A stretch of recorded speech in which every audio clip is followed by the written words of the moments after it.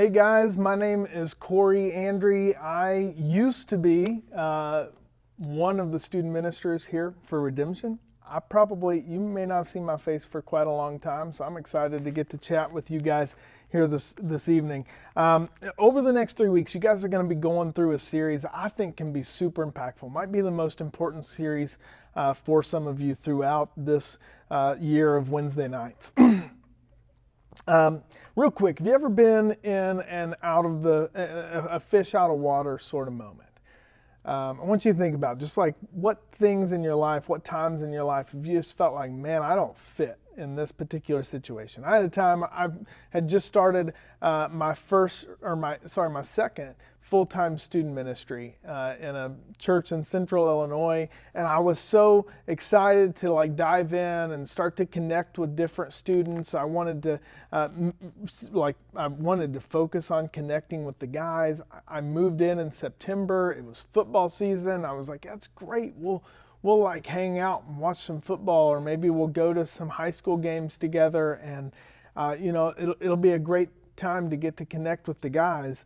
And it didn't quite happen that way. I was looking for sports or outdoor things or even cool video games.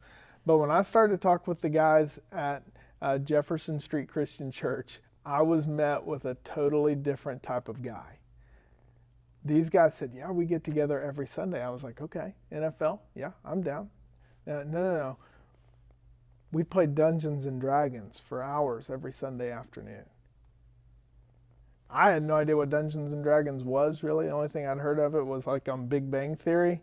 And I just was like, man, I can do lots of things for ministry. I don't know if I can do Dungeons and Dragons. Like, I got to stand up for manhood and for like reasonable human life. Like, I don't know we're going there, all right? The reality is this. I felt so out of place, Dungeons and Dragons wise. Like, that was not me. I didn't know what the heck I was doing. I didn't know what any of that meant. I think we as Christians live in a world where if we're living Christian life the right way, we often feel out of place. It might be what you do on the weekends or who you're hanging out with, or that maybe some weekend nights you're not hanging out with anybody because you didn't want to be associated with what was going on. Maybe it's, what your lines are with how you joke and how you talk, and like, I won't say these things or I won't talk about these things. Maybe it's like what I had in high school, where I've been dating a girl for quite some time, and the guys on the football team gave me a hard time every week because I wasn't having sex with her. And they couldn't believe that I was dating this beautiful girl and wasn't going to have sex with her. Listen, there's a world of ways that we are like fish out of water in our culture. And so the question is, in a world like this, how do you survive and thrive and live on mission? Okay, I think it would be awesome if you guys follow along with this series. If you do, it's the book of Daniel is about a little past halfway back in your Bible. Turn past Psalms and Proverbs and Isaiah and Jeremiah and then Ezekiel. I might have missed one in there. And we're going to pick this up in Daniel chapter 1. We're just going to read verses 1 and 2 right here real quick. We'll set the stage for what's going on in this story.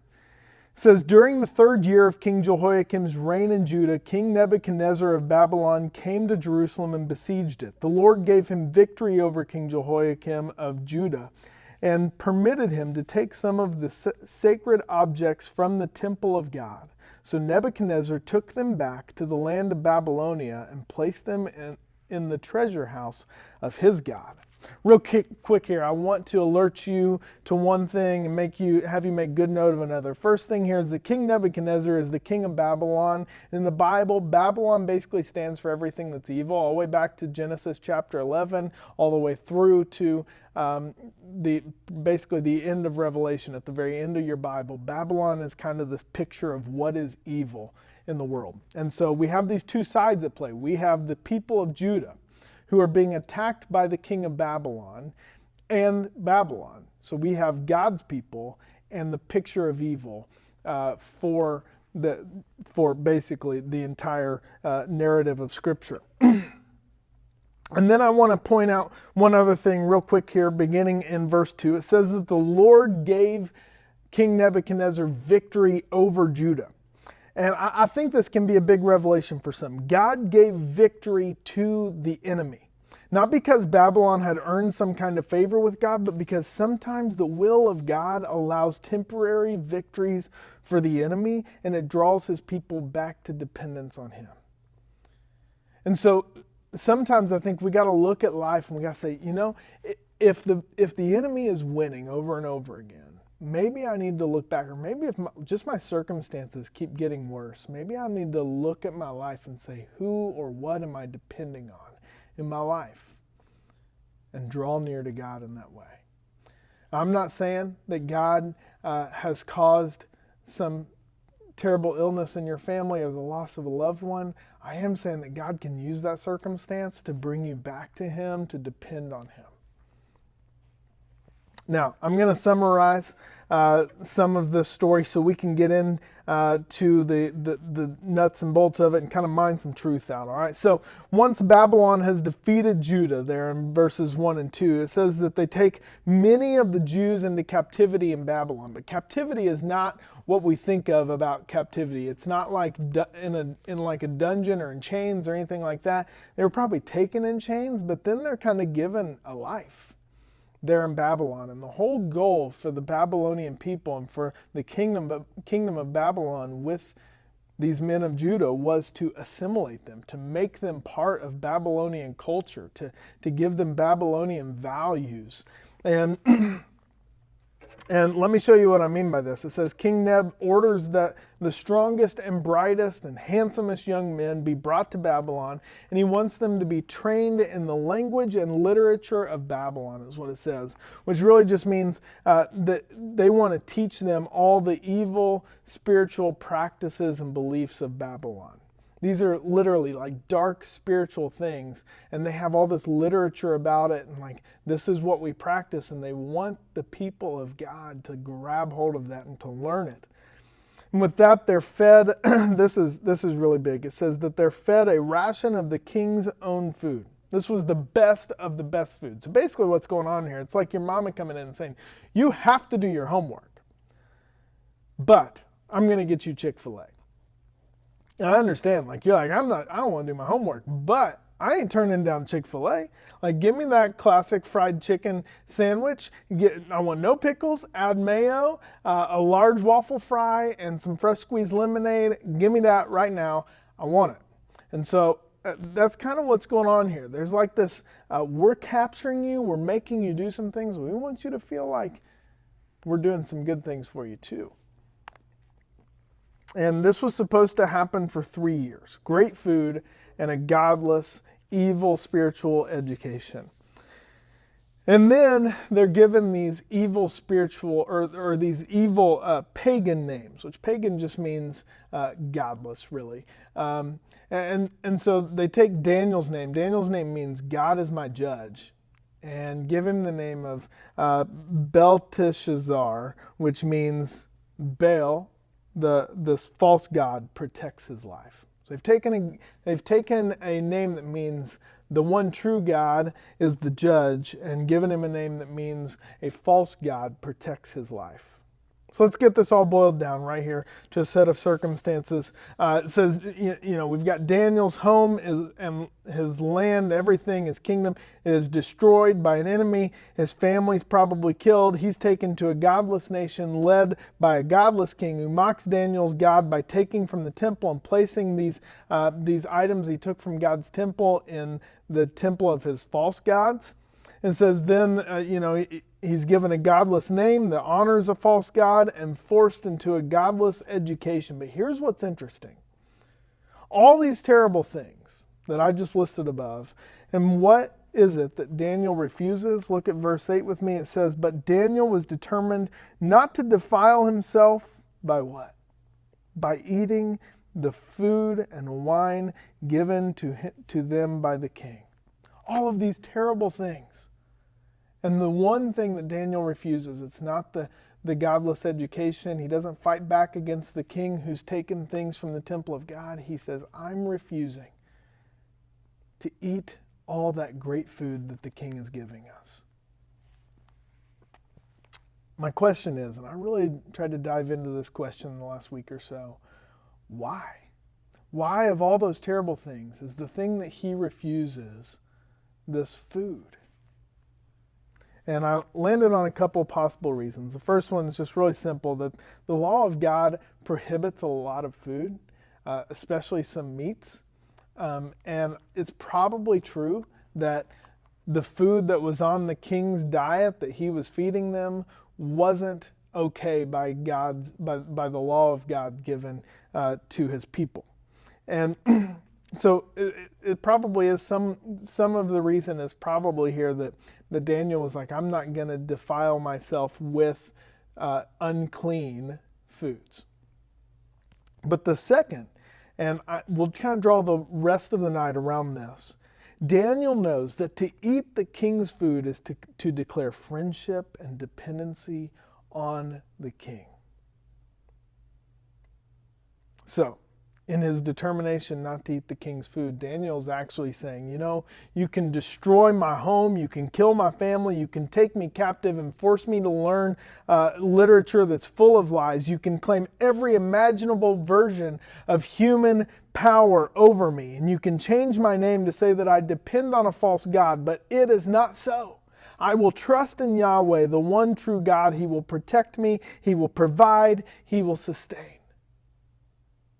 I believe that the biggest reason for Daniel's stance here is that he realizes, listen up, this is huge for tonight.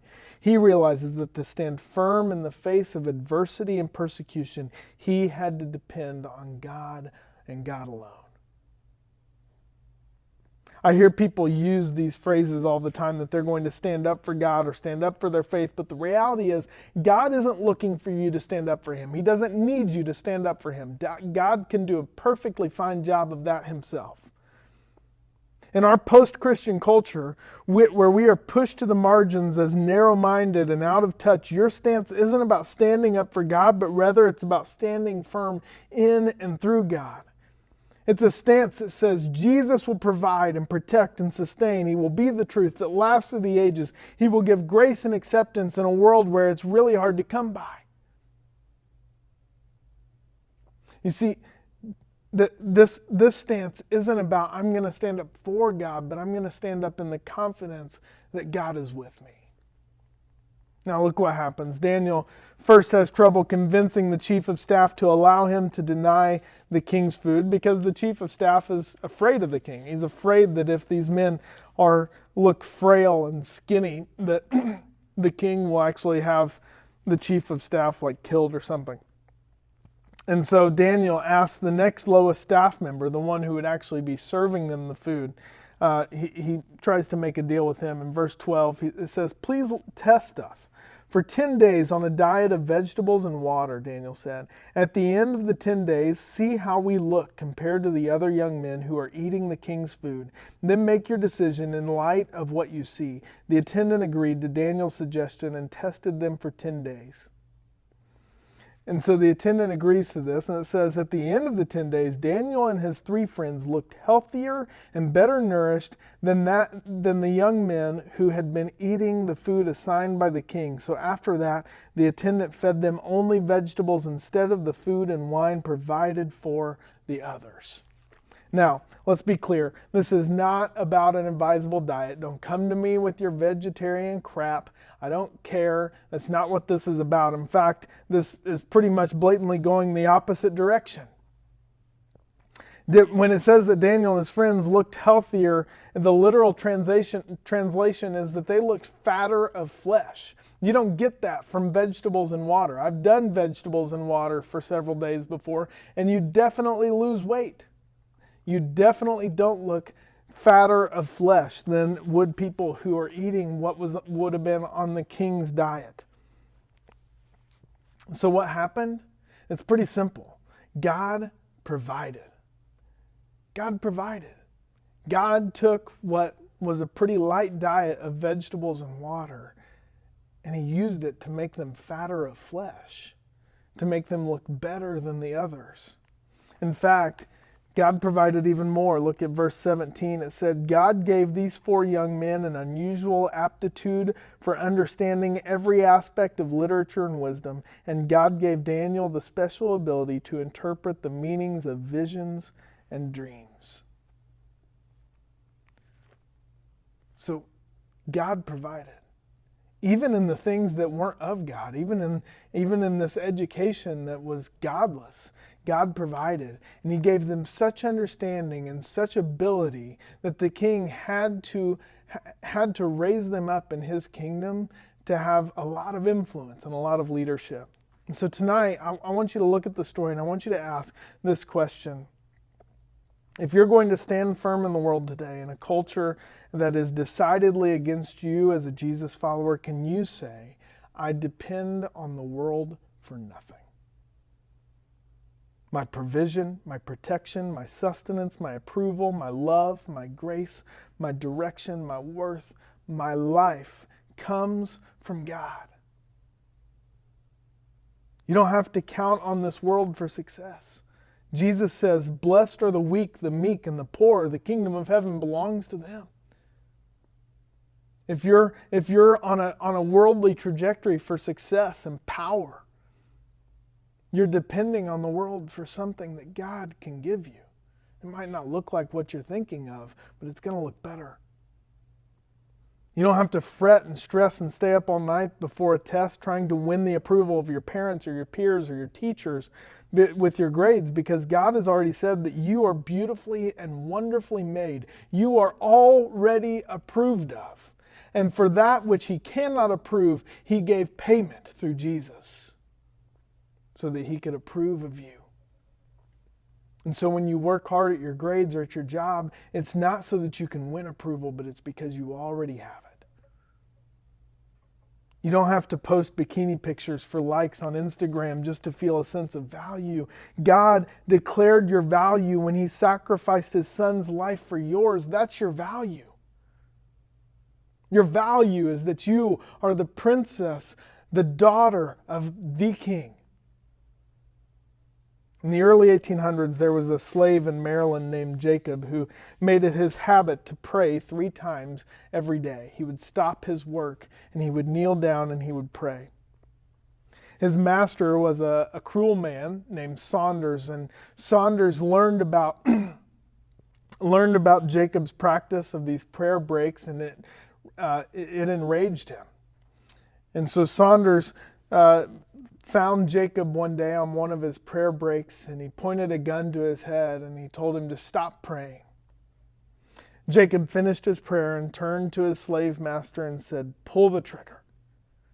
Your loss will be my gain. I have 2 masters, Master Jesus in heaven and Master Saunders on earth. I have a soul and a body. The body belongs to you and the soul to Jesus. Saunders was so shaken by Jacob's lack of fear that he never touched him again. The reality is that when Jacob said when Jacob said that he had 2 masters, what he was really saying was, I have 2 masters, but I am only dependent on Master Jesus.